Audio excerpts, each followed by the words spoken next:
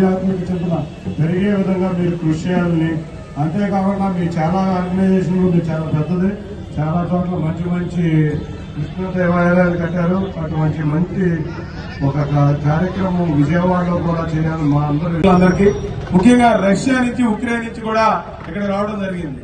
ఇక్కడ మీకు ఒక విషయం చెప్పాలి, అక్కడేమో రష్యా ఉక్రెయిన్ తగాదా జరుగుతూ ఉంటే మరి ఇక్కడ ఉన్నటువంటి ఈ మన కృష్ణుడి యొక్క భక్తులు వాళ్ళందరూ కూడా కలిసి మరి ఒకే రూమ్ లో ఉండడం అనేది చాలా గొప్పతనం. వారు కూడా రష్యా నుంచి వచ్చారు. ఆయన మీరు వాళ్ళకి తప్పట్లు కొట్టాలి, రష్యా నుంచి ఉక్రెయిన్ నుంచి వచ్చినప్పుడు మనం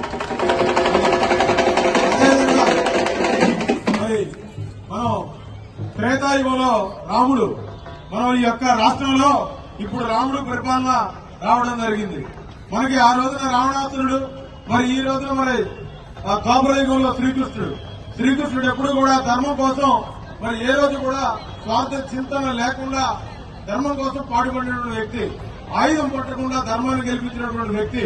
మరి అదేవిధంగా ఈ రోజున ఈ జగన్నాథ మరి పూరిలో ఏదైతే ఉందో అంతకంటే బాగా చేయాలని ఇక్కడ ఉన్నటువంటి భక్తులందరూ కూడా ఒక కార్యక్రమాలు ఏర్పాటు చేస్తున్నందుకు ముందు వారు చెప్పినట్టుగా ఈ హరే రామ హరే కృష్ణ మరి ఏదైతే ఇన్ని సంవత్సరాలకి బాగా నడుస్తున్నారు, ఏ దేశం వెళ్ళినా కూడా ఎక్కడికి వెళ్ళినా కూడా అన్నదానాలు, కరోనా టైంలో చేసిన సేవలు మరి ఇందాక చెప్తున్నారు చంద్రబాబు నాయుడు గారు చెప్పినట్టుగా ఐఐటీలు చదివి ఇక్కడ వాళ్ళ దేశం కోసం మరి శ్రీకృష్ణ సేవలో ఉండాలనే ఒక మంచి తాపత్రయంతో వీళ్ళు ఈ సర్వీస్ లో ఉన్నందుకు ముందుగా వారి జీవితం ధన్యవాదాన్ని భావిస్తూ మమ్మల్ని కూడా లాస్ట్ ఇయర్ గవర్నర్ గారు రావడం జరిగింది.